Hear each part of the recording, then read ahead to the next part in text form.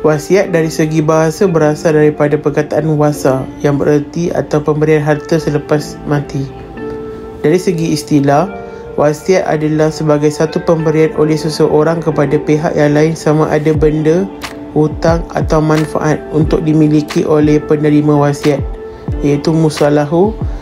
Maka pemberian tersebut selepas mati pewasiat, iaitu musi. Manakala menurut pandangan ulama mazhab Syafi'i pula, wasiat diistilahkan sebagai pemberian hak milik secara percuma kepada penerimanya oleh seseorang dengan cara tabaruk, sama ada benda atau manfaat, atau mengkhususkan wasiat itu adalah pemberian yang disandarkan selepas mati. Ini bermakna pemberian berkenaan hanya akan berkuat kuasa setelah pemberinya telah meninggal dunia.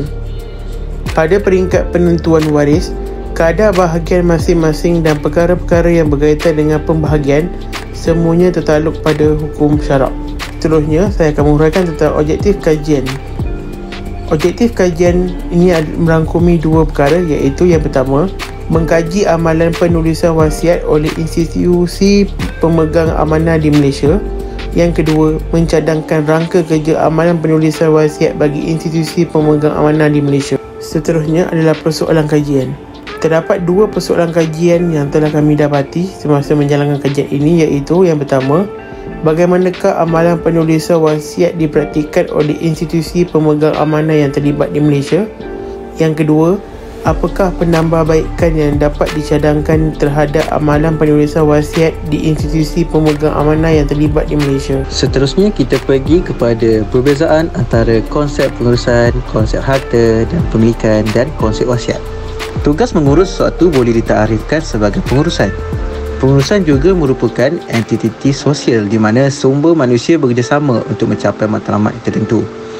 Pengurusan yang teratur memastikan semua kerja dalam organisasi berjalan lancar. Pengurusan juga boleh disifatkan sebagai kawalan dan aktiviti pengurusan sebuah organisasi itu atau individu untuk mencapai matlamat dan objektif yang dirancang. Melalui pengurusan dan perancangan yang sistematik, melalui kerjasama bersama ahli organisasi, boleh mengawal dan mengurus untuk memberikan perkhidmatan yang lebih baik kepada penggunanya. Okey, kita pergi pada konsep harta dan pemilikannya dalam Islam. Harta secara umumnya boleh ditakrifkan sebagai sesuatu yang menjadi milik seorang dan boleh diperolehi dalam pelbagai cara. Harta mestilah mempunyai beberapa nilai seperti emas, perak, ternakan, hartanah, rumah atau ladang. Harta tersebut mestilah mampu menyediakan kegunaan atau keseronokan kepada pemiliknya. Tambahan pula, hartanah dinilai berdasarkan pelbagai ciri seperti berada dalam bentuk fizikal yang boleh digunakan oleh pemilik, mempunyai nilai tukaran dan sesuai untuk dimiliki. Selain itu, harta bermaksud sesuatu yang menjadi milik individu, masyarakat atau negara. Harta juga merupakan sesuatu yang membuatkan manusia ingin memperolehnya dengan pelbagai cara, menyimpannya dan menggunakannya untuk faedah dan keseronokan dalam kehidupan seharian. Harta yang tidak diiktiraf pula di bawah undang-undang syariah seperti wang rompakan, harta perjudian tidak diiktiraf di bawah undang-undang syariah dan semua transaksi berkaitan adalah haram. Dalam Islam, pemilikan harta haram tidak diiktiraf sebagai harta. Ulama fiqh Syafi'i pula berpendapat bahawa perkataan wasiat berasal daripada kata adjektif wasa yang bermaksud menghubungkan atau berkomunikasi. Ia bermaksud menghubungkan atau menyampaikan kebaikan yang telah dilakukan oleh seseorang semasa hayatnya dengan ganjaran selepas kematian. Dari sudut undang-undang, ini ditafsirkan sebagai ikrar atau pengakuan yang dibuat oleh seseorang terhadap hartanya semasa hayatnya untuk memberi manfaat untuk tujuan kebajikan atau untuk tujuan yang dibenarkan kepada pihak berkepentingan di bawah undang-undang syariah. Urutan kajian lepas juga digunakan sebagai asas kepada kerangka penulisan kajian ini. Kajian terdahulu juga mengukuhkan asas penyelidikan, kaedah pewasiatan dan isu-isu semasa.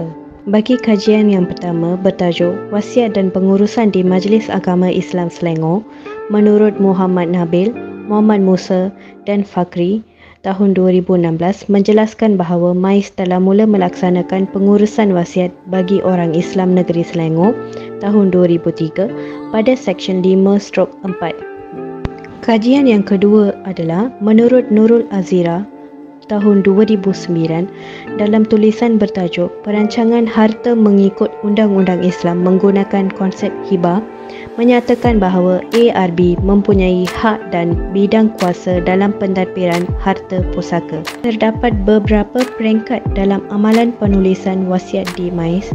Menurut Muhammad Nabil, Muhammad Musa dan Fakri, aspek-aspek yang terkandung dalam proses tersebut adalah permohonan wasiat, penyediaan dokumen bertulis wasiat, penyimpanan wasiat, pindaan atau pembatalan wasiat, pengemaskinian status wasiat sehingga ke peringkat pelaksanaan wasiat.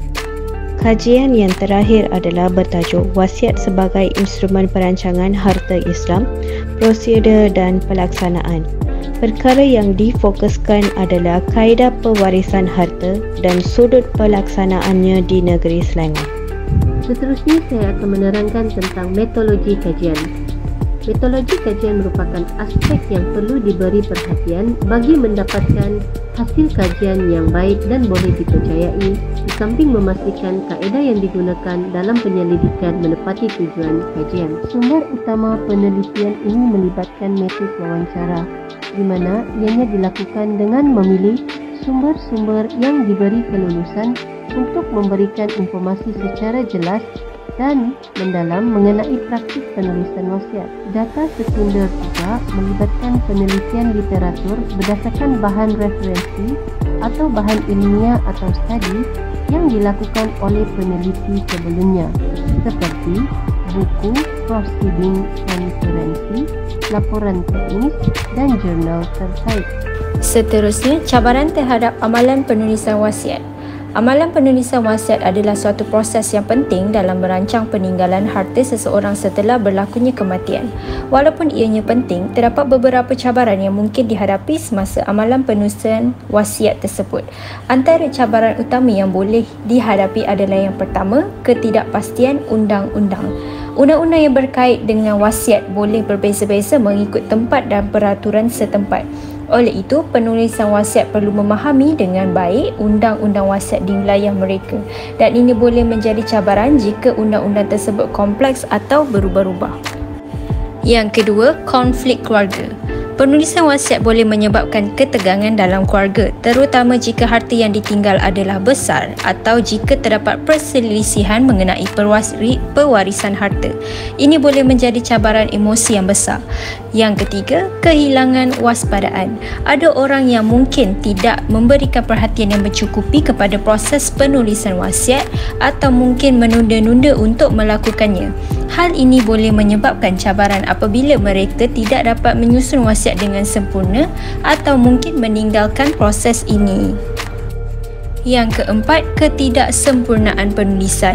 Wasiat perlu ditulis dengan jelas dan sah.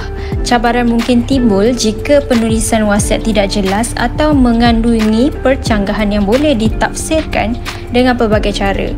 Yang kelima, pindaan yang kerap. Orang yang sering mengubah wasiat, mereka boleh mencipta atau menyebabkan kebingungan mengenai wasiat yang terkini yang telah disahkan. Ini boleh mencetuskan pertikaian di kalangan waris yang mungkin menganggap pindaan tersebut tidak adil. Sebagai kesimpulan, ianya adalah penting untuk mencari nasihat undang-undang yang sesuai semasa menulis wasiat untuk mengatasi cabaran-cabaran yang mungkin akan datang dan memastikan harta dapat diwarisi mengikut kehendak dengan lancar. Selain itu, komunikasi secara terbuka dengan keluarga mengenai wasiat juga dapat membantu mengurangkan konflik dan cabaran selepas berlakunya sesuatu kematian. Kepelbagaian agensi dalam pengurusan dan pentadbiran harta pusaka telah mengakibatkan ketidakseragaman dalam pelaksanaan bidang kuasa masing-masing. Dalam konteks mahkamah syariah, asasnya ia tidak mempunyai kuasa untuk mengeluarkan perintah pembahagian harta pusaka, tetapi ia melaksanakan proses tersebut atas permintaan orang awam. Isu-isu berkaitan harta pusaka seringkali menjadi punca perselisihan di kalangan ahli waris pada awalnya dan boleh mencetuskan ketidakpuasan di kalangan masyarakat sekiranya perselisihan tersebut berlarutan. Oleh itu, pemberian kuasa yang lebih besar kepada mahkamah syariah dalam pentadbiran harta pusaka orang Islam di Malaysia akan memastikan keadilan kepada ahli waris dan mengurangkan persengketaan dalam masyarakat. Terima kasih.